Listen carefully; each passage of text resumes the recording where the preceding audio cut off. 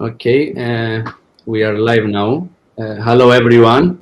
Let us allow 10 more seconds so we can start the live on our social media as well, and we'll take it from there. Luca, please let me know when we are ready.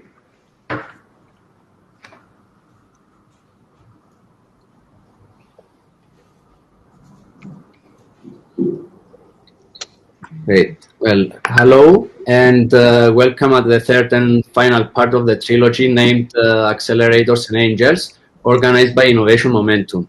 Innovation Momentum is an organization operating at the intersection of startups, investors, and other private and public bodies in the Mediterranean region, dedicated to driving innovation and empowering entrepreneurial ecosystems in the area.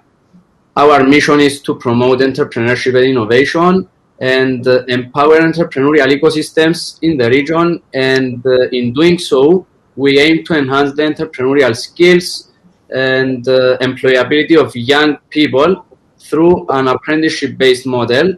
The organization offers the chance to its grassroots network to be trained and also gain real work experience, paving their way towards starting a successful career or starting their own business.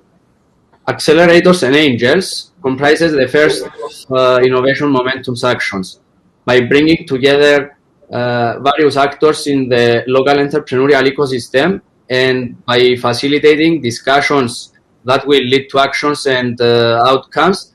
The trilogy's vision is to become a lever and catalyst for the further development of the entrepreneurial ecosystem in Cyprus. In the third part of the trilogy, I would like the today's part. I would like to welcome our speakers Stavriana, Nicolas, Panagiotis, and Christodoulos. Thank you all for accepting our invitation and for dedicating your time to contribute to the local ecosystem's advancement. We very much appreciate your support.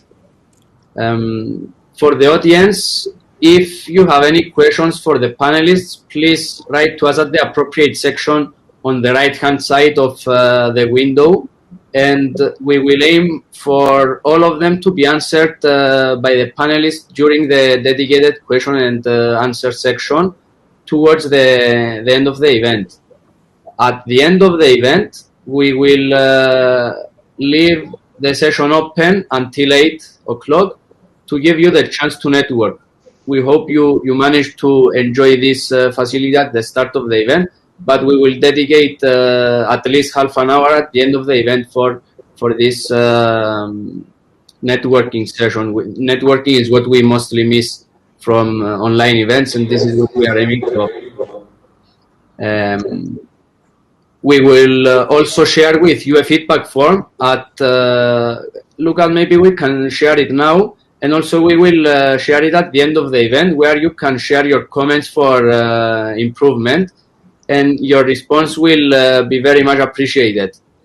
At this point, let me introduce our panel moderator and a very good friend, both personally and through Innovation Momentum, Christodoulos Pavlou, postgraduate researcher at the Center for Enterprise and Entrepreneurship Studies at the University of Leeds.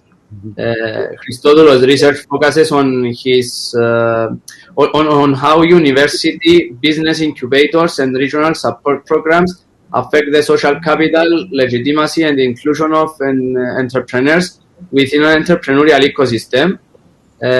Maybe if he wants to add anything on this, I will let him add, and I will now just sit back and enjoy the conversation with you all. Thank you. Thank you, Mario, for the introduction. I'd like to welcome our panelists, Stavriana, Kofteros, Panagiotis, Philimis, and Nicolas Mastroianopoulos. You are active in Cyprus's entrepreneurial ecosystem. You probably know them, but because they all wear a lot of hats, I believe it is better for them to introduce themselves briefly what under what position are they here today, and what is their relationship with the ecosystem? We can start with Stavriana. Hi, everybody. Well, I'm going to tell you a little story. I feel like a joker and a juggler. So it's all of the hats, all of the time, because they're very complementary with each other. So as co-founder and chair of Startup Cyprus, which is an ecosystem organization, I'm vice chair of the Research and Innovation Foundation. And my day job, we all need that, apart from a lot of voluntary things that we do, is I'm Director of Communication, Innovation, and Digital at Democratic Rally. But I also think that it's relevant to mention that I'm a member of the Investment Committee of the European Innovation Council, which is one of the big programs of the European Union under Horizon Europe for scaling startups across Europe, and an EIC ambassador. So choose your pick from the hat. Okay, thanks a lot. Panagiotis, what about you? Yes, hi, Stule. Yes, I'm here with the first hat as a CEO of CyRIC. CyRIC is the Business Innovation Center of Cyprus. We are certified by EBM. We have our own incubator, Gravity, and we have also our own R&D center and the services team helping the ecosystem beyond just the startups, SMEs, innovative SMEs, entrepreneurs and researchers. Now, as far as my other hats, I'm the president of the Association of Research and Innovation Enterprises, and this is the association that represents the companies that invest in designing and developing and manufacturing new products. We are linked with the Chamber of Commerce. I'm also a member of the board of Research and Innovation Foundation, and I'm also sitting at the board of EBN, and also I'm in the executive committee. Yeah, some of the hats, these are the ones. Nicolas, what about you? Hello, Christopoulos. Thanks for the invitation first. It's echoing, I don't know why.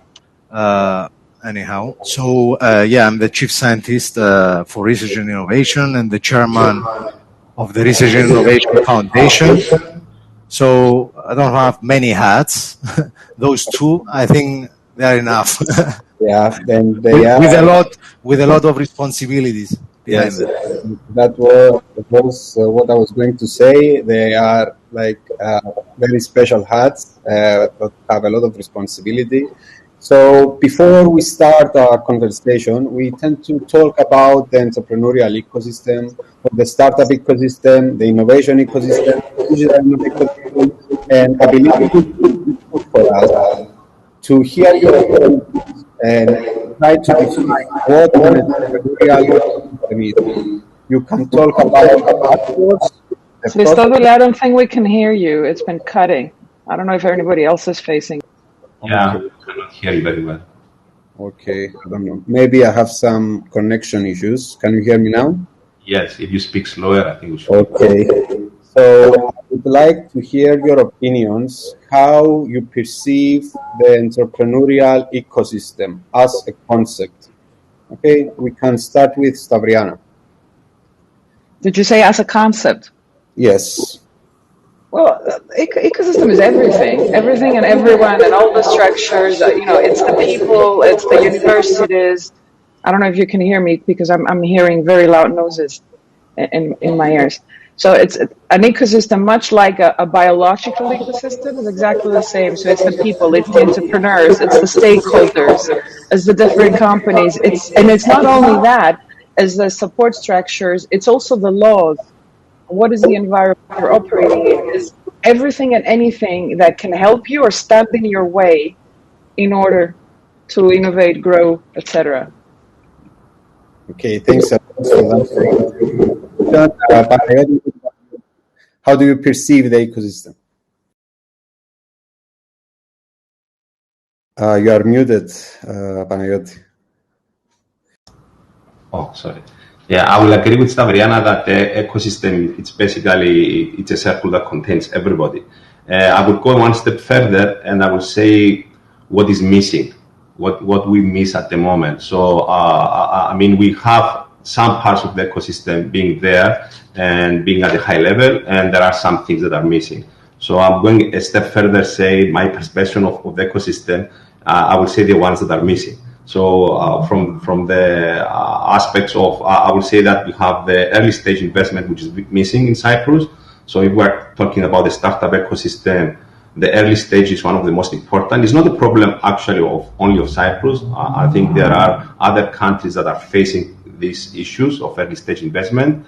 I think at this moment we do have startups that are more mature and they need this investment. So we came at the point now that we do need also either equity fund or VC investment.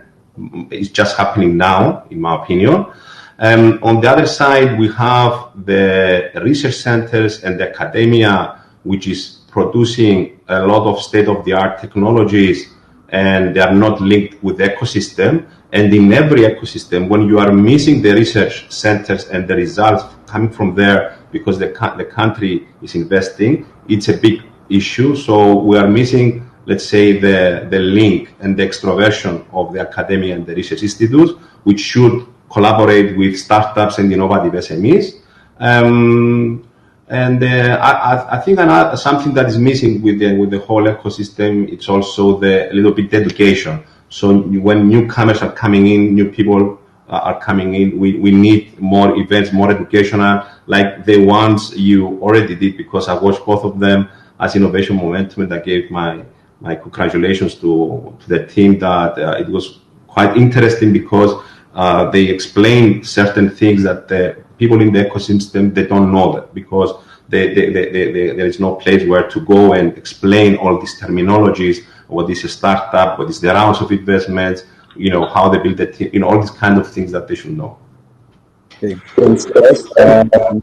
Can you please mute your mic because it echoes, so we cannot hear ourselves? Thanks a lot. So that was going to be my next question. Like, I wanted to see how do you perceive the ecosystem, and then we are going to move on to the ecosystem of Cyprus and what is missing. So, Nicholas, how do you perceive the ecosystem? What are the actors? Panagiotis mentioned some actors. He mentioned research centers, universities. Stavriana mentioned entrepreneurs, aspiring entrepreneurs. Do you have anything to add? No, I think most of the things said are correct. I think it's an equilibrium of many things, and I think everything is covered within an innovation, let's say, journey. So, like Panagiotis says, we have the universities supports basic and applied research. We have the creation of the startup companies and what comes out of universities or ideas that arise from various innovators, let's say. So we have the accelerators and the incubator side, where it supports and develops. The incubators develops, let's say, help the development of the products and make them more technology ready to come to the market. We have the accelerators, which let's say is a hone, let's say, of creating a business model and helping these companies come to the market.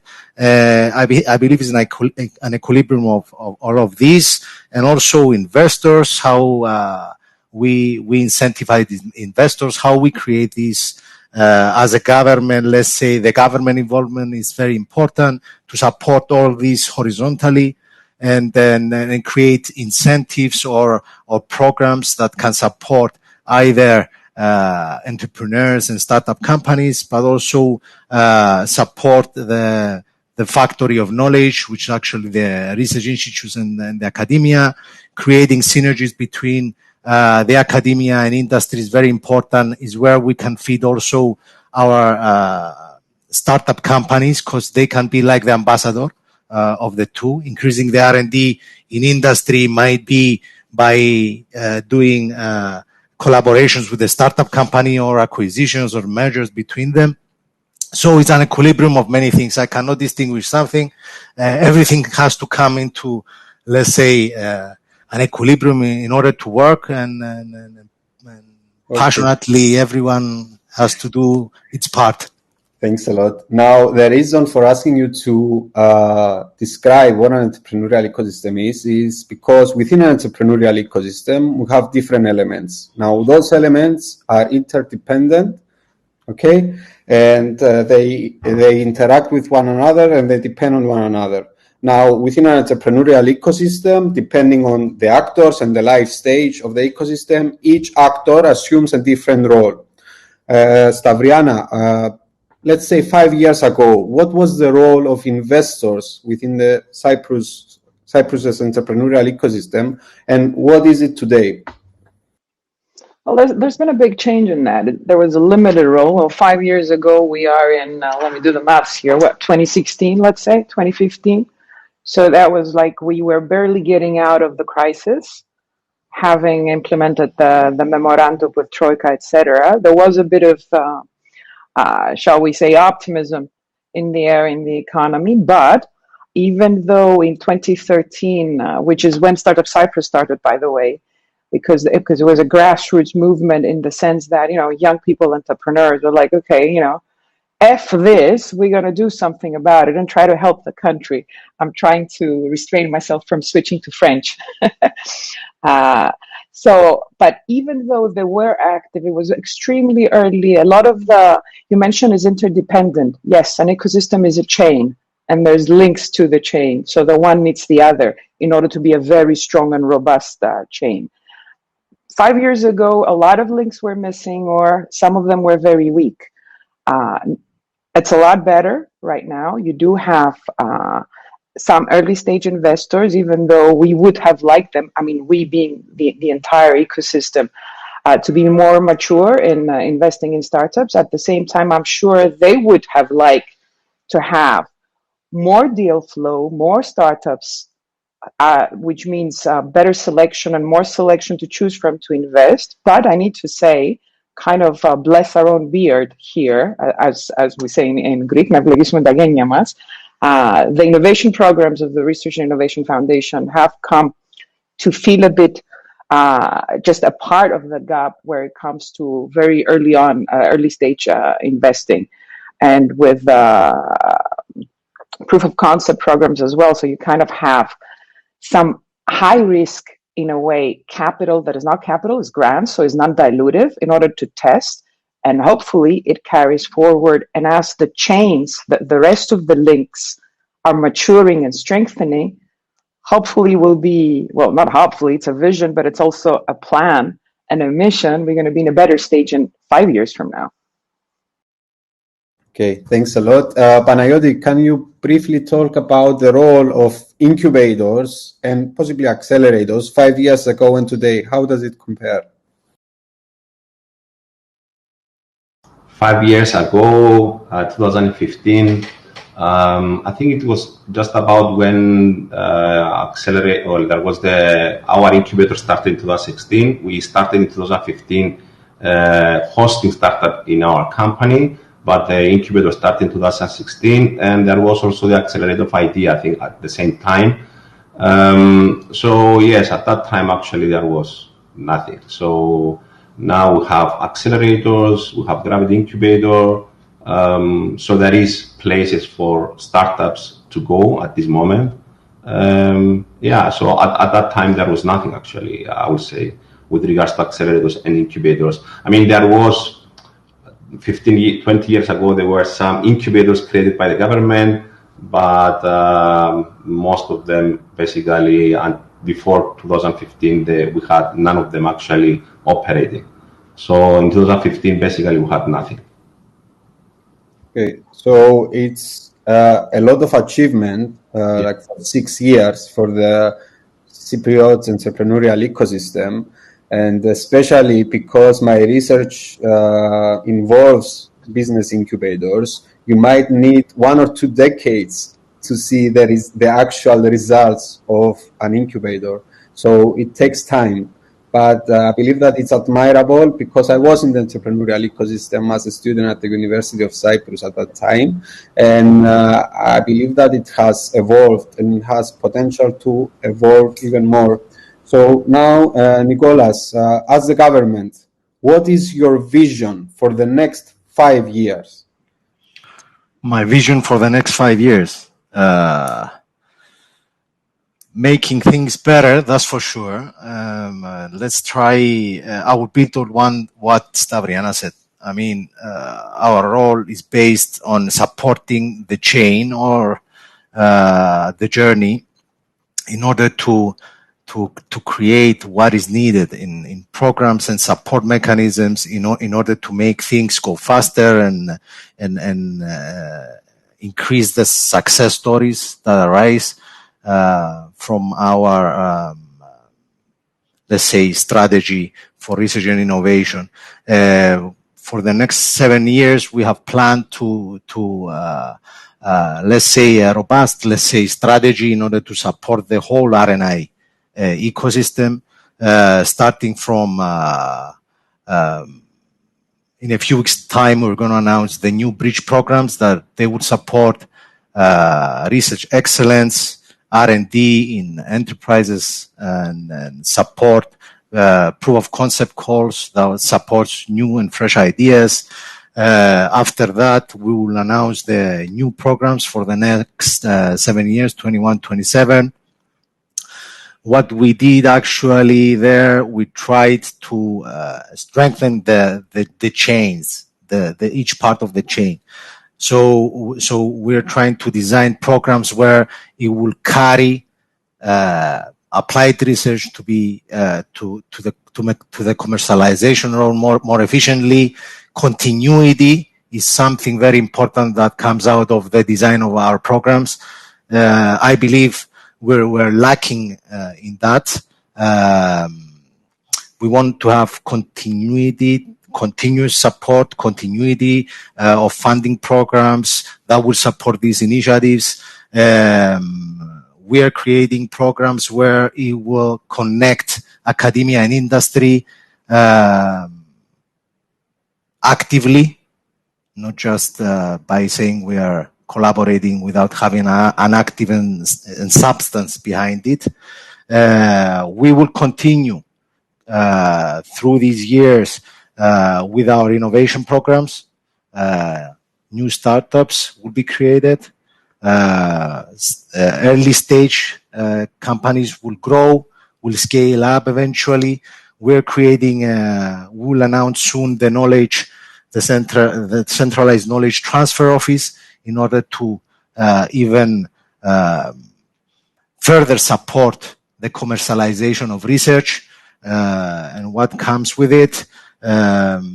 From the investor side, we're planning of bringing in front new incentives for investors and for startup companies. This is very important. We are revisiting schemes like Startup Visa, making things more agile, more flexible. Our reporting system, as the chairman of the RRF, I'm talking now, we are piloting a consensus report evaluation system where our feedback will be more efficient, even for the ones, many fail. But if you have a good feedback, you know what to do next. Either drop it or either find new ways of getting to the price which is actually succeeding and scaling up. This is many things we're trying to do. Many reforms. We are planning of developing digital tools for mapping the ecosystem. We are creating other digital tools and platforms for creating more visibility and networking of startup innovative companies. I mean, these are a few things in the pipeline and on my list for the next few years. I won't say 5. I prefer to make it earlier so I can succeed as a startup as well. So I can elaborate more as the discussion goes on. That's a very nice approach. Stavriana, Nicolas mentioned about failure. Okay. Now, a lot of people do not start an enterprise because they fear of failure. They fear maybe failure has a stigma, a social stigma in Cyprus. As an investor, what would you advise people? How should they approach failure? Oh, to look for it, run after it. You need to fail fast and fail better. Die. If it's gonna die, better die. It really better die in 2 months with valuable feedback. It doesn't mean your vision dies. That particular idea or the way you thought it could be implemented with the business model you thought, and it doesn't test well, there's no market for that particular thing. You need to know that as soon as possible is literally a matter of life and death as an entrepreneur. And you need to die, kill it, keep the vision, and really figure out a way, okay, how am I going to pivot this and find out how to realize my vision and making meaning in this area and come back stronger. This is what investors want. This is what everybody literally wants. And if you like, for example, we have the innovation programs, or if you talk to investors, and investors are known not to be very, shall we say, diplomatic about their feedback, which is actually the best thing you can look for as an entrepreneur is honest, direct, harsh feedback, because you know exactly what you need to do and what not to do and how to move forward to realize your vision, right? So we have the innovation programs. One of the things that we wanted to do with the innovation programs is to model it after the EIC programs, all right? So the panel that we use is experts of the EIC investment committee, colleagues that are, most of them are investors, or they have a business background in big companies, or they have exited their own startups, et cetera, et cetera. So that would be, use it, even if you don't succeed, use that experience as an amazing training and testing of what's going to happen when you approach real investors, because they're going to be even harsher and even more direct. And what can I learn from this process and move forward? The ultimate goal, because a lot of people ask, okay, can I raise money from Cyprus and what happens? And there's no equity fund at the moment, even though there's one been set up. You don't have to raise all the money from Cyprus. It definitely helps if you raise the very early stage.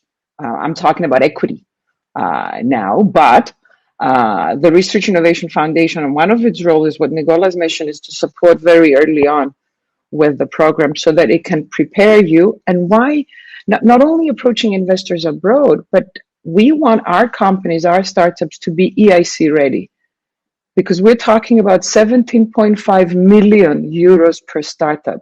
It's an extremely competitive program, though. We're talking about a 2% success rate. Nothing is easy. It's even worse if you approach investors, right? I mean, they will invest, but it doesn't mean they're going to invest in you for whatever reason. So to go back to your initial question, embrace failure, fall in love with it, seek for it. It's the best thing that can happen to you. Make sure it happens earlier than later, so you know extremely fast that, okay, this is not working, I need to find another way to make it work. Be stubborn on the vision, not on the execution. Okay, that was a very insightful answer. Thank you. Now, Panagiotis, how do you prepare maybe early stage startups or established startups for the investors? Now, one of the defining characteristics of an entrepreneurial ecosystems, when it's compared to other adjacent ways of viewing the entrepreneurship phenomenon, is the importance of entrepreneurial knowledge.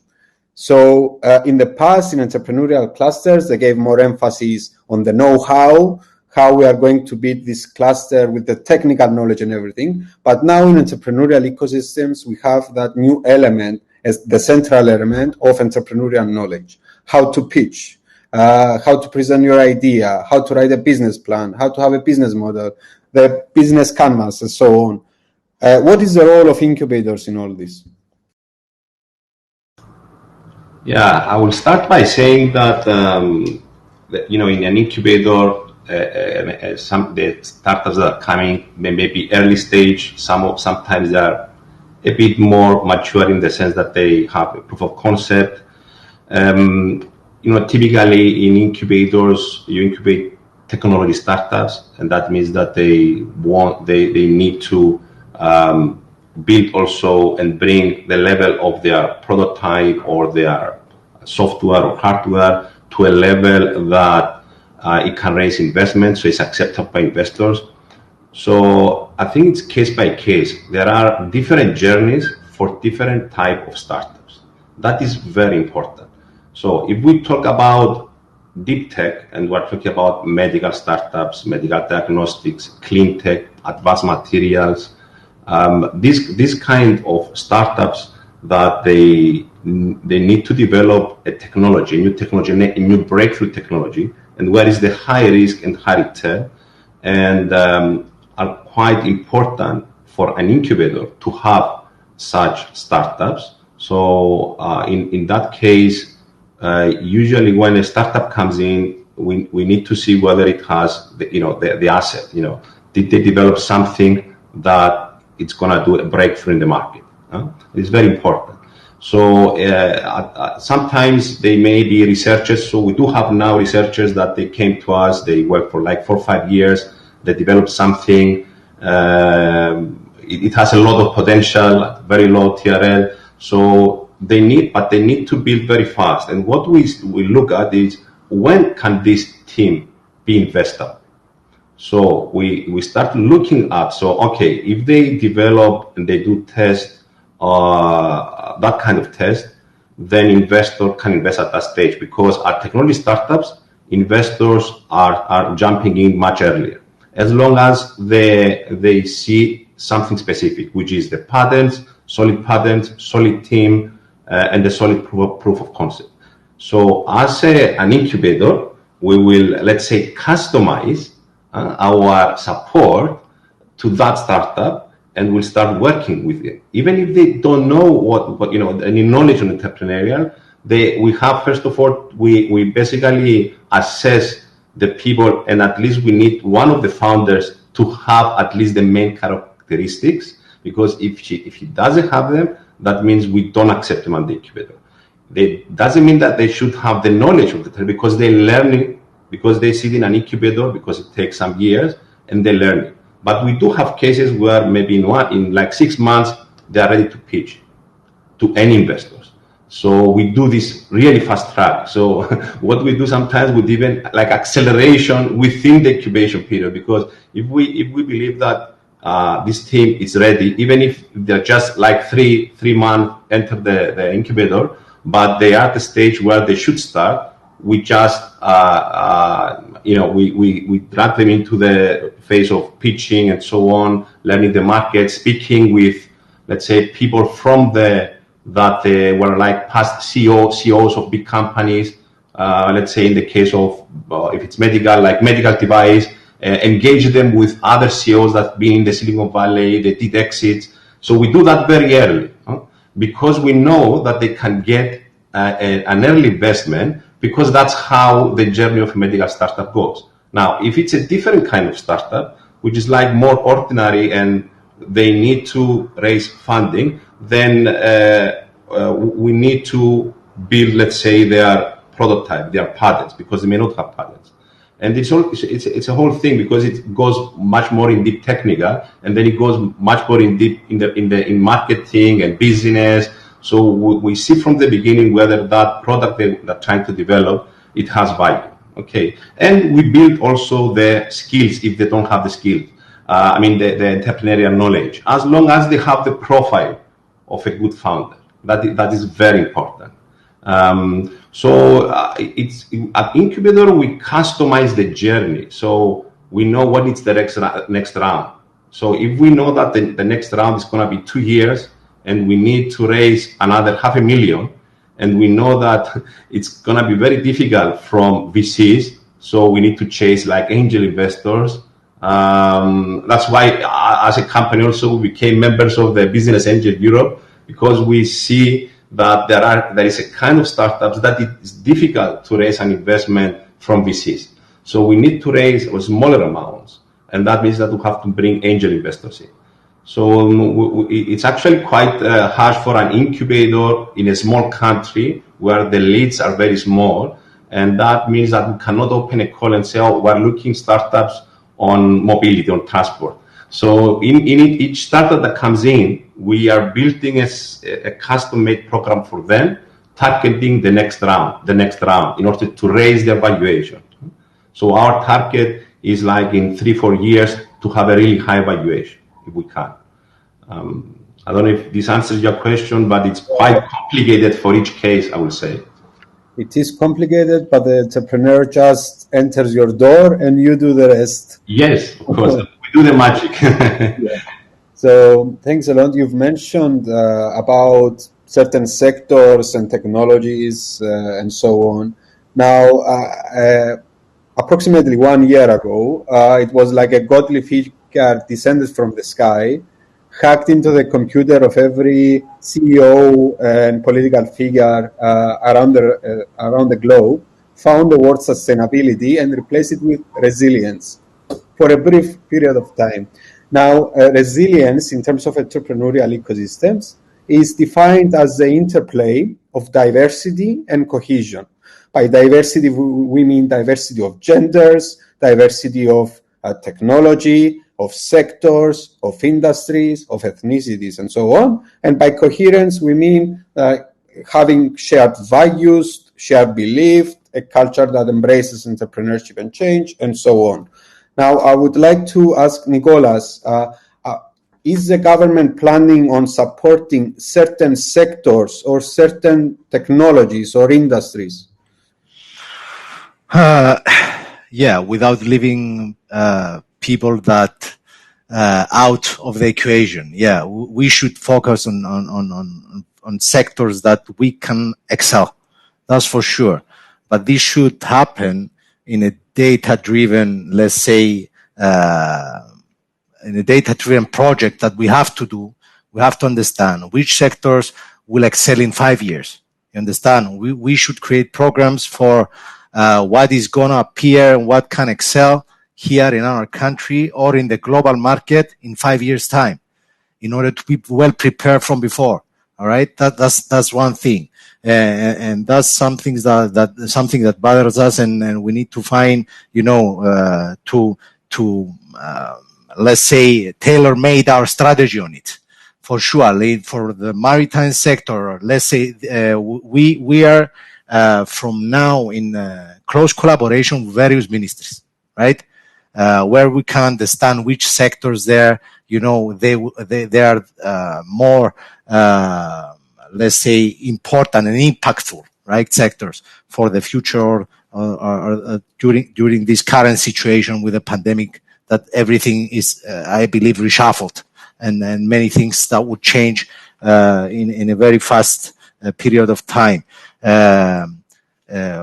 During my one year that I am here, I have signed the memorandum of collaboration and understanding with the Ministry of Defense, right, for dual use.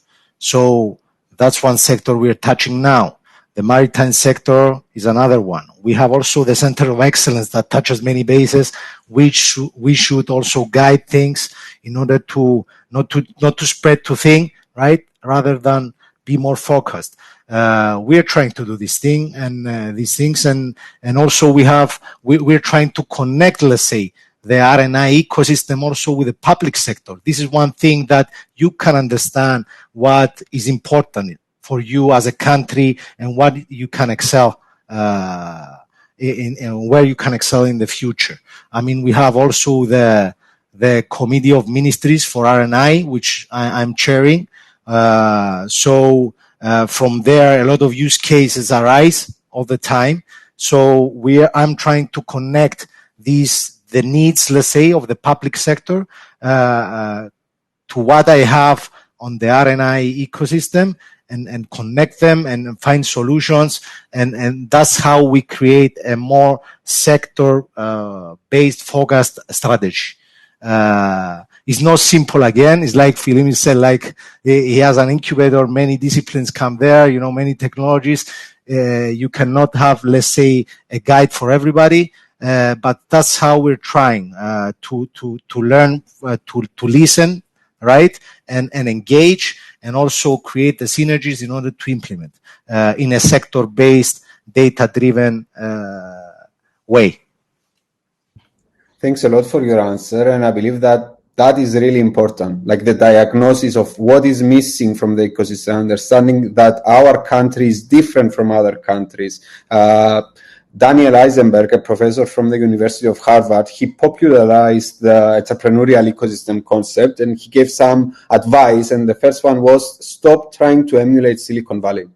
So I'm really glad that we are starting now to understand that we are a country with our idiosyncrasies, our own culture, and how are we going to build on that culture. Thanks a lot. Now, Stavriana, I would like to discuss a bit about diversity again, but I will go around again about the diversity in terms of gender in the entrepreneurial ecosystem of Cyprus. Why can you hear me? Yeah. Okay, because the connection is getting lost a bit. So why do we not see a lot of women entrepreneurs? And this is not just Cyprus, this is a global phenomenon, but I would like to hear your opinion on that. Oh, man. It's not just a Cypriot phenomenon. It is global. I don't really I cannot answer that fully. I have to say that it's not something that I like. I mean, I've been looking ever since we started at the attendees of our event today. There's about 29 to 30, and about 10-15% of them are women, if I counted correctly. And if I were to extrapolate with a bit of bacalissima statistics, that Pano Kato, as far as founders are concerned, these are the statistics of diversity in Cyprus. Are we missing out? Yes, we are. The startups are missing out as well, because if you look at the global statistics, teams that are inclusive, not just on the gender basis, but also with other ethnicities, other cultures, etc., they do a lot better. Now, there is a huge change globally. I mean, Goldman Sachs came out and said that we're not going to invest in any company that doesn't have at least one female member of a board of directors. Do we like this kind of quota? To be very honest with you, no, but they're necessary. So that's a general comment in order to start like kind of equalizing it. It's a bit better where it comes to women in science and women in tech. It's not 50-50, but it's way better. I think it's around 30 to 40%. Why? Well, I mean, come on. What do you mean, why? Is there full-time daycare? No, there's not. Who's supposed to? Because we're not talking about 20-year-olds or 25-year-olds, right? The average age of entrepreneurs is actually closer to 40. So we're talking about people that have families, people that have loans, people that have responsibilities. They will probably have kids. And the kids, somebody needs to take care of them. You cannot outsource them somewhere else. Mentioning the positives, we do have support structures in Cyprus. So Yaya Papu, they're still around and they usually babysit, so that does help. But can we honestly say that our society is very, shall we say, welcoming and embracing to a dynamic woman, that she's also a wife and a mother, and she wants to have a career and be an entrepreneur? It's the exception to the rule. So to answer that question, I would literally challenge everyone to ask themselves, what on earth am I doing personally to help that happen? Because on the one hand, it is a responsibility of every individual woman to do things, to be dynamic, etc., etc. But at the same time, because we expect more things and multiple roles from women, it is also a responsibility of our society, and not just of the big society and everybody. I'm talking about the family, the husband, the boyfriend, the partner, the kids, the parents, Tosoi, everybody, and the society in general. And of course, also, I'm not counting out the government in this, because we do need structures. And I've been hearing some of the reforms and investments that are included in RRF that are taking this into consideration, because we need to be practical. We need, daycare, not only until 1 o'clock at noon, but until 6, 7, because being an entrepreneur is literally choosing which 18 hours of the day you're going to be working. With a kid on your shoulder, right? And cooking at the same time and working on your laptop at the same time. So we need to consider the logistics and the practicalities. And we need all of us to step up. It's an interesting question because the International Women's Day was on Monday, so it's time to say, let's challenge this. Let's choose to challenge status quo that are keeping us behind and are keeping 50% of our talent unutilized and pretty much unhappy to. Not everybody needs to be an entrepreneur, but everybody needs to have a fair chance of being one if they want to. I feel very strongly about this, so. No, listen, it's great, and my research is concerned with inclusiveness, and I observe that as well. It's not only Cyprus. There are some social stereotypes that do not let some people, either women or like foreigners. There is a very interesting report from the OECD called The Missing Entrepreneurs, and it talks about like policies for inclusion, and it talks about all the wasted potential and all the wasted talent that goes away because of culture, basically, and because of some support structures, as you mentioned, with daycare that are not there. Now, if I may, Christopoulos, it's not just on the entrepreneur side, because you see the exact same image on the investor side. Mm-hmm. And the good news is, at least in Europe and in the US and globally, you have funds being created by women. And that's very important because, everybody's human. So we have a tendency to look for what looks familiar. So it's important because the statistics, the participation of women in funds is unbelievably low. I think it's even lower than what it is in founders. So that's a positive move, and I would love to see it happening in Cyprus. That's great. Now, Panagiotis, as an incubator, do you have a lot of application for women or minorities or people who are, let's say, excluded from this entrepreneurial ecosystem? Either they are self-excluded or they are excluded because of society and so on. Do you have a lot of applications, and how do you approach them? Is there something in the ecosystem that would help you to approach these applications or these excluded individuals better as an? Yeah. So from our side, we don't have really a lot of women applying, founders. I think it may be the statistic of like 10-15%, so 1 out of 10. Even though we see, because we get a lot of application from the nearby countries, we see there are more women, to be honest, in the teams, especially when there are like bigger teams, like 4 or 5 people. Usually we see women in these teams, but from Cyprus, I think it's much smaller percentage, maybe half. So from the applications we get from abroad, it's like twice as much. So it's approaching maybe around 20%. While in Cyprus, like 1 out of 10. Now, what can be done to improve that, at least for Cyprus, I don't know if an incentives would be let's say appropriate for women, or I don't know if you refer also to other type of yes, to other type of entrepreneurs who are traditionally excluded, like migrants do not find it easy to integrate in the entrepreneurial ecosystem. They are being entrepreneurial, but usually their enterprises are not like high growth, as high growth is defined by OECD. They are more like lifestyle and survival enterprises. But how do we integrate them into our own ecosystem? Yeah, it's it's difficult to say, actually. Very difficult question to answer. I mean, from our side as incubator, we don't mind from wherever it's coming. So we just see if it's a good founder, so we see the profile.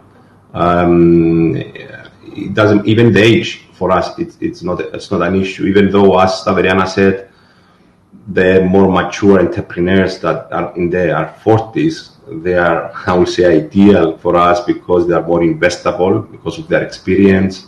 They are more ready. It's the nice timing, but you do have very nice cases of young entrepreneurs, especially those that come from they finish their PhDs, They always had their passion, to have their own company, and it's quite ideal cases.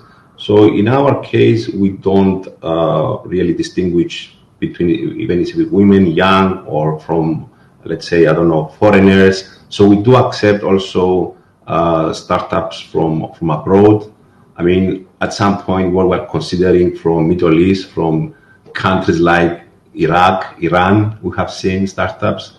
I mean, we had them as, like finalists and thinking of bringing them in Cyprus because we like them a lot. So I don't know the government if it can give more incentives. I will say maybe if there is a special category, let's say, the government should look at it and give incentive. But I haven't seen something that I can, I mean, from our application, that it was evident that maybe the government should step in. So I haven't seen that, basically. So I think maybe it should be more educational in the ecosystem. So as the ecosystem grows, I think we'll have more women. So I mean, I think it needs the ecosystem. It needs to grow, and it needs education, and it starts from the school. It starts from the these competitions. So I think my suggestion is going to the earlier stage, especially for women. I mean, we should do more work on the youth, on the schools. So when you teach entrepreneurship, you go to school and you involve women. I mean, if you see the more advanced ecosystems where women, for example, Israel, there are more women there that are founders because they teach them from young age about entrepreneurship. So if you don't teach a person from young age, it doesn't have the passion for that. So I think it's very important, at least for the women, that's my perspective. If we do better at the early stage, I think we will have more women engaged to do that they will want to do their own companies, because it's a trend. When they understand, at young age, what really is entrepreneurship, what is, and it has to also do with the character. So it's at an early stage, you can see also some characteristics, even at that age, of whether that person has some abilities. It's not only just pitching and so on. It's many characteristics. A founder has many characteristics. And I think by teaching them at early stage, it helps much better. I think we can increase this number dramatically if we do that at early stage. So if I would suggest something to the government, is to teach entrepreneurship at young age, and that means the girls will start coding, will start doing all the things that the young boys are doing, and from there you will bring more women into, when they grow up, that they want to follow that. It's a mindset.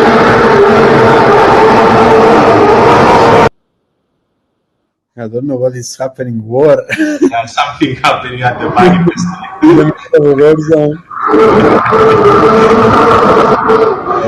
Can you please mute your mic? But that's the point. Anyone can become an entrepreneur. That is what I wanted to get out of it. And it's difficult to say that we have fewer women who want to be in an incubator. What happens to the rest of them, like who want but that are never able to express what they want and to seek help, like in terms of their entrepreneurial journey? Yes, Stavriana.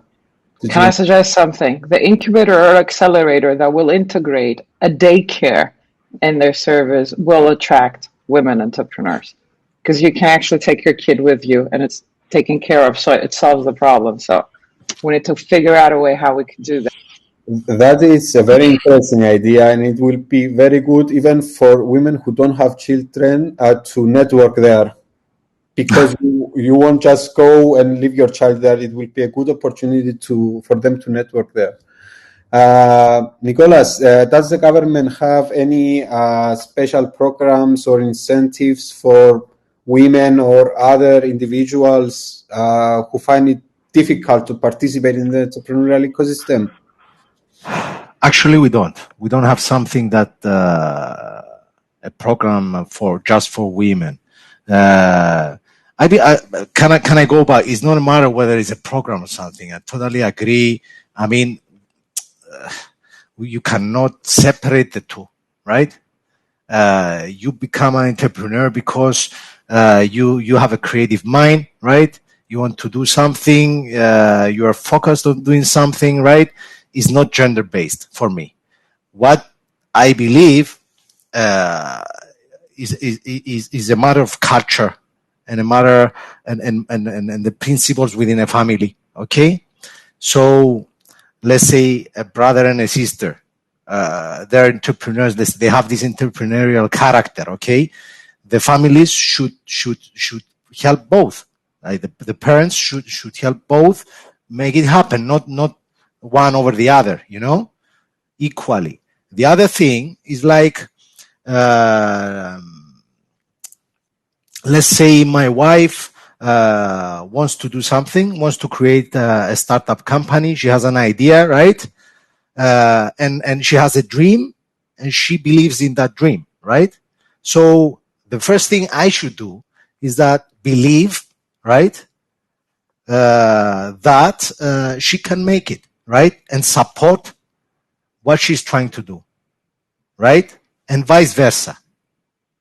So if we try to think this way, I don't think a program of creating gender, you know, selecting a gender over another will solve the problem. The problem can be solved within families and with your partners, right? That's my belief. But nonetheless, we should create something that will support either the culture or women in science or women in innovation or women in business, for sure.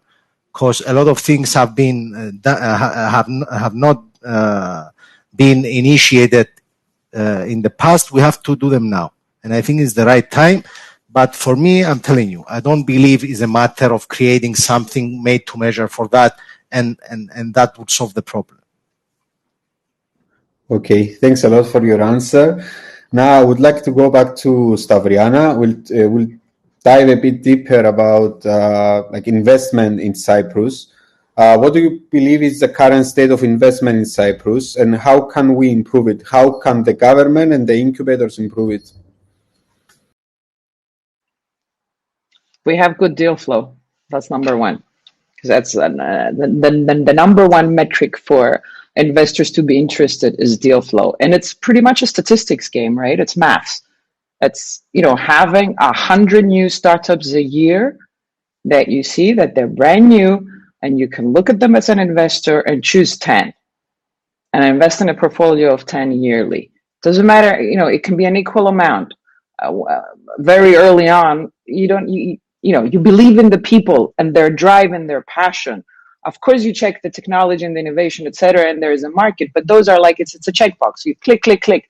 What you cannot change is the people and the right mindset and the right, you know, having the drive. So, but it is important because it's numbers, and most of them are gonna fail. If you look at international investment statistics, funds invest, and it's usually one startup. It's one investment that's going to bring back the returns for the entire fund. You're going to have one or two that are going to do okay, and the rest are going to die. So they know, and they're talking in abroad. They're investing way bigger amounts than we're investing in Cyprus, right? Because they go into later stages, Series B, Series C, and the crazy big rounds as well. And they know that most of that money is going to go, well, burn down the drain. But one of them, they're going to hit the jackpot. It's going to be an Airbnb or an Uber or one of an IPO, if we're talking about abroad, because Europe is a whole different ecosystem, and we're not talking about IPOs. Not just in Cyprus, but maybe a bit of an exception is London, which is not the European Union anymore, but it's part of the European ecosystem, so to say. So what do we have in Cyprus right now? We have, well, do not forget grants, because they are very early on and they're non-dilutive. Do not forget that customer is your best investor. Absolutely your best investor, because it is exactly what's going to get you closer to an investor.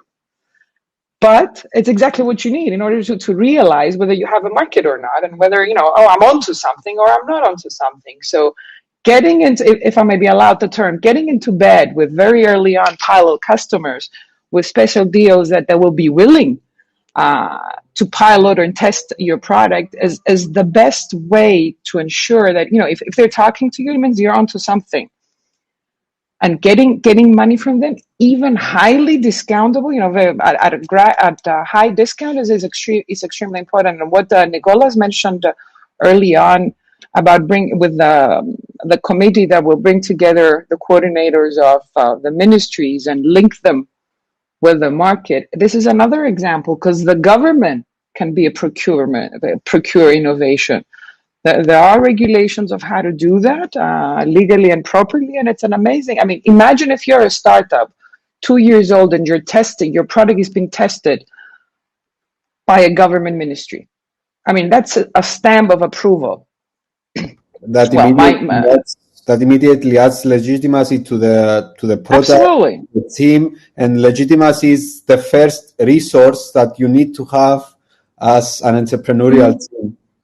Absolutely, yes. But talking about investment in Cyprus, yes, right now there is some angel investing, and there are some angel investors that don't like to go around and say, "Oh, I'm an angel investor, come and find me." I mean, they're prominent people, high net worth individuals, but they don't really go around advertising. So networking is important in all places, whether that is the next Economist Forum, for example, that you would think, has nothing to do with startups. Yeah, but there are people there that could have deep pockets and might be interested. So, or go after corporates that are in your space, because they potentially can be your investor, either personally, the founders of those companies, or the company, because they will look at it and say, okay, let me test this.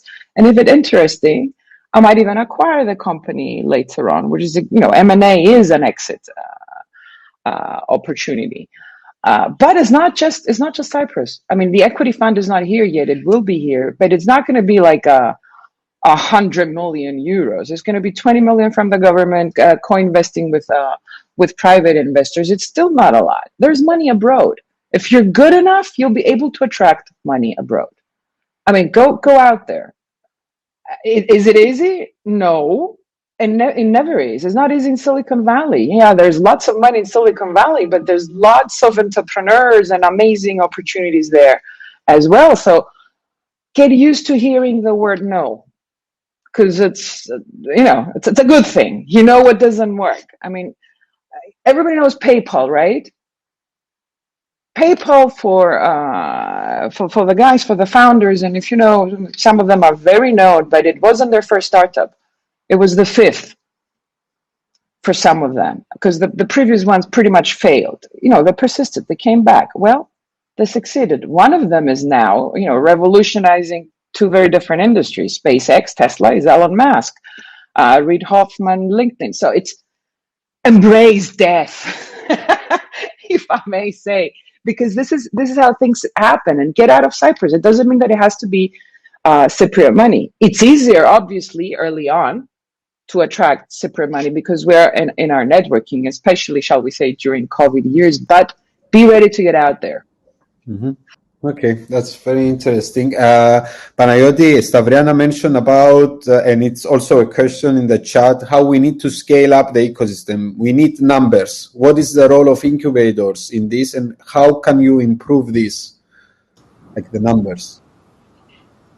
Look, everything depends on the deal flow. So it's not something that can come from one day to the other.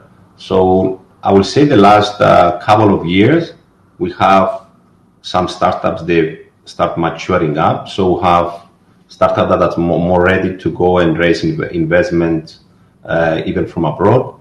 There are the Greek funds which are coming from time to time in Cyprus. I know they invested in just one of them.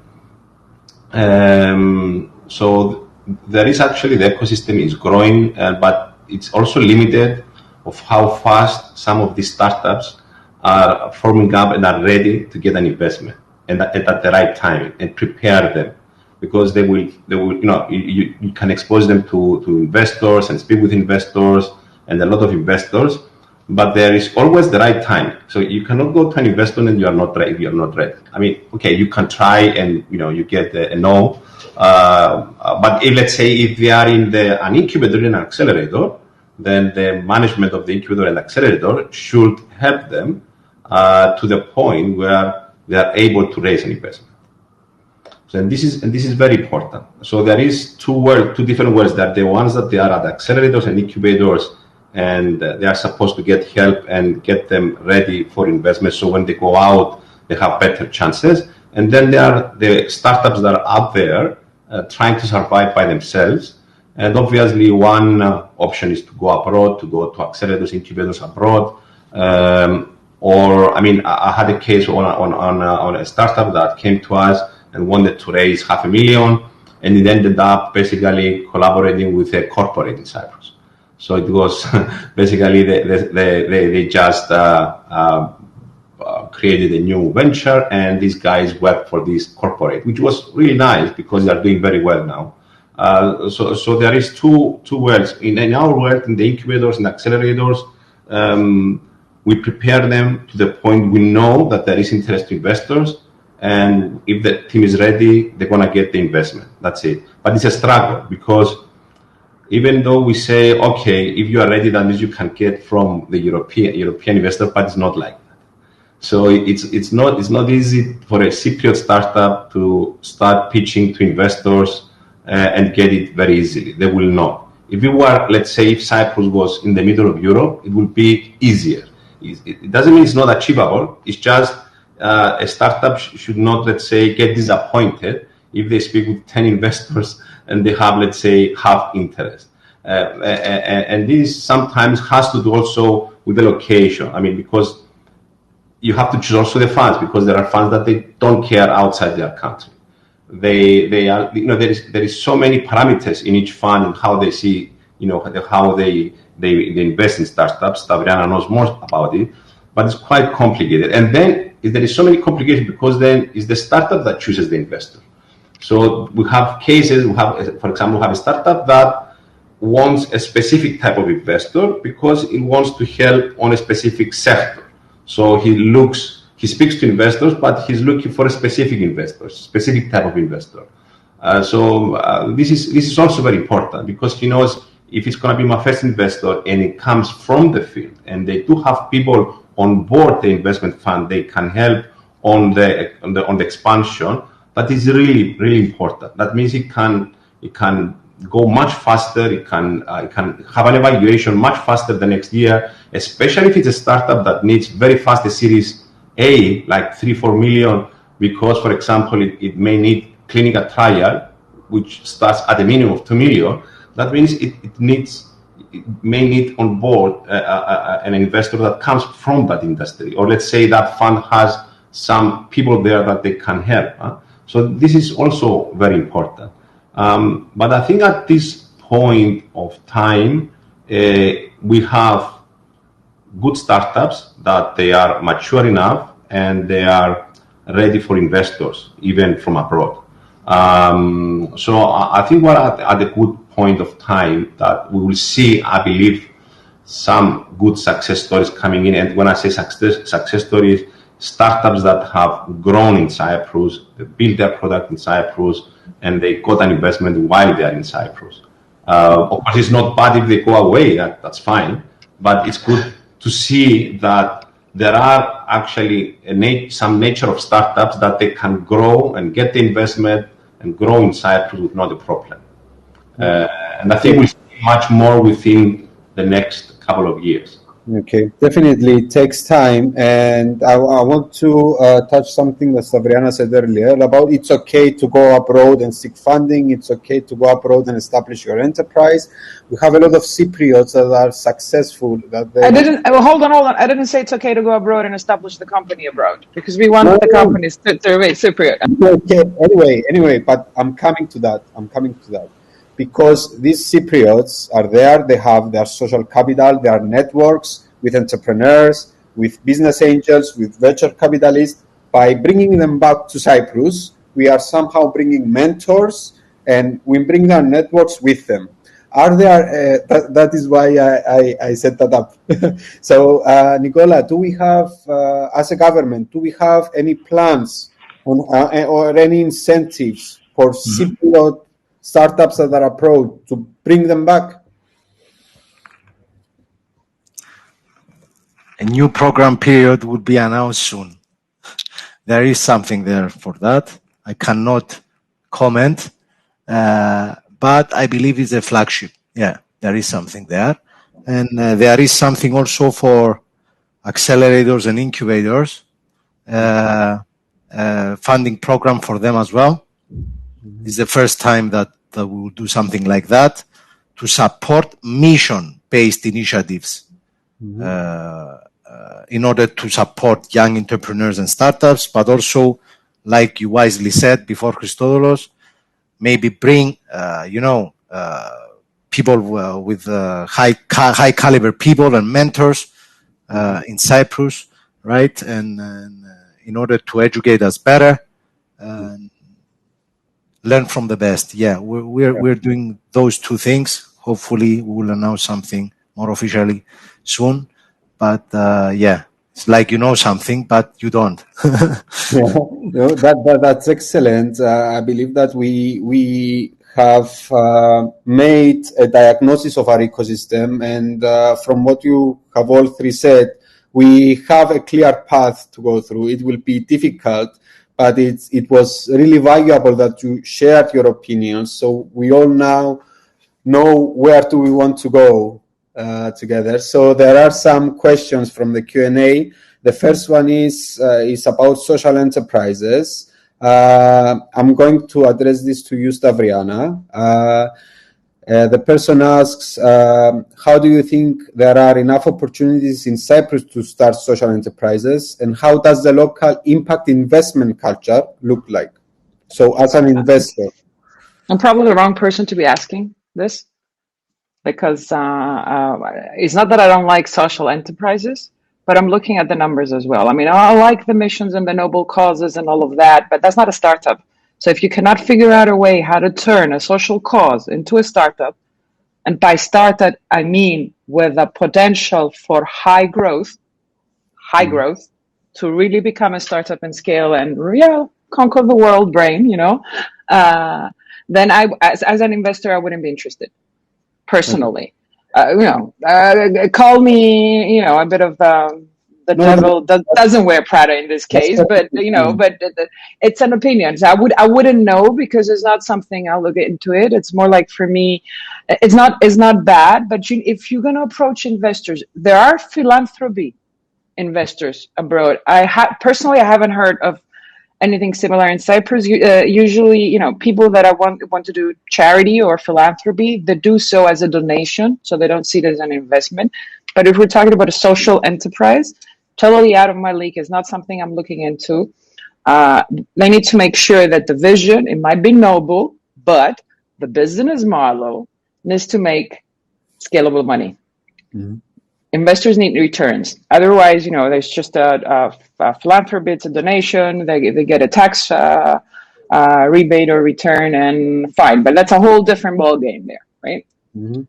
Okay, so the impact investment culture and opportunities in Cyprus are not that great at the moment. But I have no idea. I can neither confirm nor deny, to be honest. Yeah, I don't know. Because the social enterprise policy was passed in 3 months ago. So the investors will come with time. I believe that if we ever have crowdfunding in Cyprus, that will be a good way for people to invest in social enterprise. Christodoulos, the best social enterprise, social in quotes for me, are health tech, med tech companies. And we have a very strong research base in health and Cyprus and researchers. So what is social? Is solving a social challenge, and health is a huge social challenge, and it's something that is scalable abroad. I mean, come on, it's not just, I'm going to help so and so. Think big. Health is the biggest social challenge we're facing, whether that is cancer or COVID or I don't know what. Mm-hmm. And I'm sure Nicolas has a lot more to say in this, because that's exactly his background and his base. So that's, for me, is one of the most noble causes. Mm-hmm. Okay, thanks a lot for your answer. So another question, I'm going to address it to Panagiotis. The person asks, does it feel like the Cyprus ecosystem only focuses on the business aspect, in parentheses, which is a necessary evil, and not the actual idea and inspiration behind it?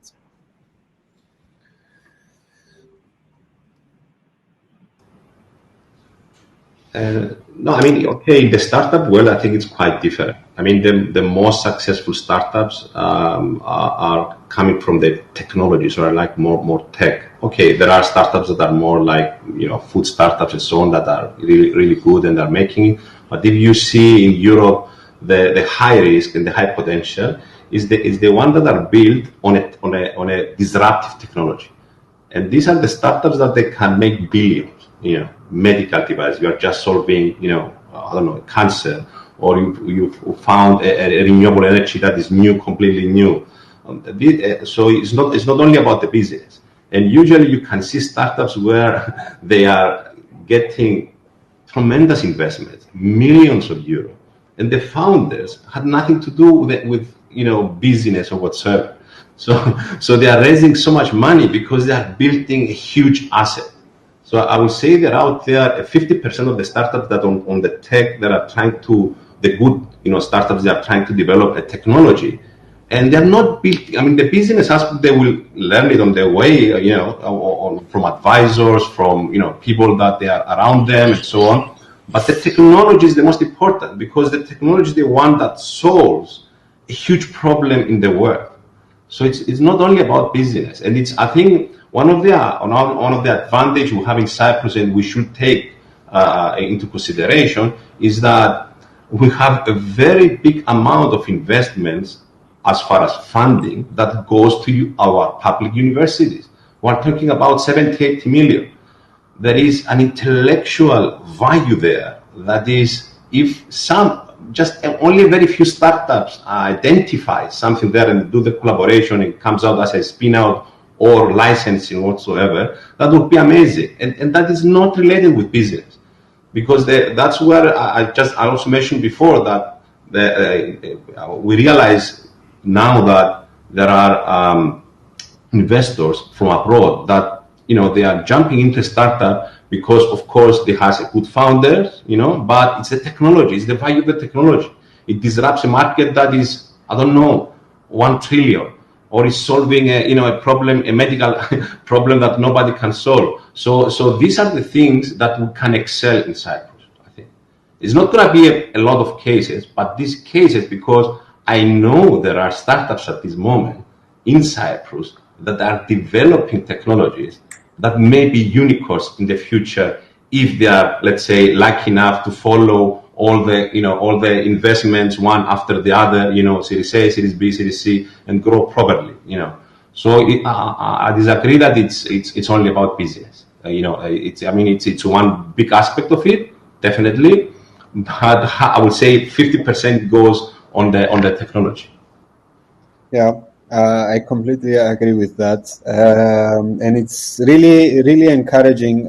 From our talk today, I honestly think that we have a lot of potential as a country. I'm glad to hear that there are a lot of technologies, that there are a lot of programs coming from the government. And just as a closing remark from Nicolas, we often hear about the triple helix, quadruple. In academia, we call it the N helix, because you can put whatever number. Exactly. Okay. It just has to work at the end of the day. The name doesn't matter. So as a government and as a facilitator of this entrepreneurial ecosystem, what would you like to see from the rest of the actors?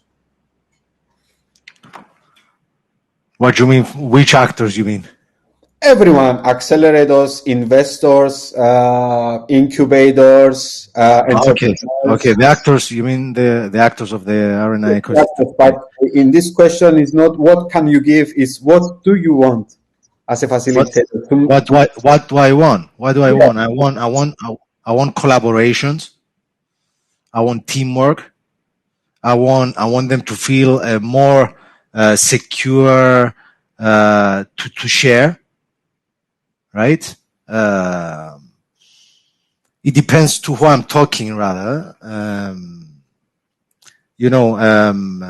Feel free to try, right? I totally believe that nothing ends when something fails, right? It's a matter of character. Failing, you need to step up again and do something, or do something else.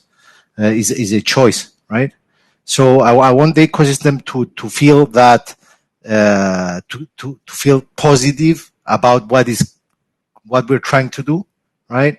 Trying to support our vision. We are here to support, really. 1 year ago, I was in a lab, right, doing experiments. I was doing gene therapy with RNA. I didn't know an RNA vaccine was coming, right, for COVID. I was not doing vaccines, but anyhow, I was doing RNA work, right? I was teaching, right, young people, and now I'm here. I'm doing due diligence. I'm doing business development. I'm doing, this is something that was on in front of me. I took the opportunity. I engaged. So I want everybody to support this, right? And be genuine about. I'm genuine about it. I'm young here. I'm working with you. I don't feel that I am, I'm not part of the team, right? It's a team effort. That's what I want. Yeah. Success. In order to success, you need to have a strong team spirit and a strong team, right? Yeah. And many things can go wrong. Many things can go wrong, but still, right? You need to believe that something, we're trying to build something, fresh, new, to support all these, all of these sectors and all of these initiatives. It's not easy. So we need to pack up and work and look forward. Better to fall, they say, forward than behind. Yeah, because at the end of the day, an entrepreneurial ecosystem, it's about a community, a group of actors who formally and informally coalesce to mediate and to govern an entrepreneurial ecosystem. So thanks a lot. It was very insightful. I've learned a lot of things. I hope that our participants did as well. I wish you all the best in your endeavors. And I hope that in 5 years' time, we are out of COVID, number one, and we'll be able to have this discussion again to see if we manage to do what we want to do. Thanks a lot. I think I will pass it back to Marios for his closing remarks.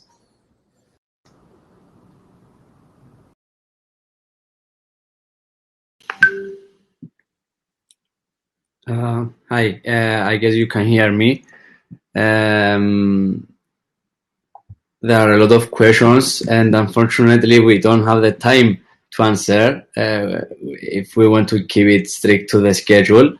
However, as said at the beginning, we will leave the session open until 8 o'clock tonight. Marios, sorry. Can you hear me, Marios? Yep. Please send me the question on my email, please. Any questions you have, please send me on my email. Definitely. Thanks very much. All right. For people who want to keep networking, we will leave the session open until 8 o'clock. So if you want, you can stay with us and discuss with some of the people. Coming back to the conversation, it was an amazing, actually, panel discussion. We really learned a lot. Things are much clearer now as to how the future is going to look like. And thanks for sharing this information with us. Again, thanks for accepting our invitation. We really appreciate your support towards our initiative, and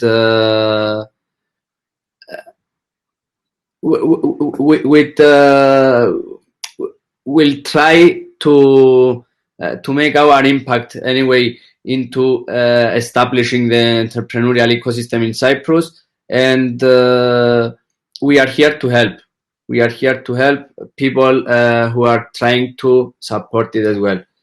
Thanks again, and thanks to the audience. Thanks for joining us, and see you at our next events. Thank you. Thank you very much, guys. Thank you very much. Thank you, Mary.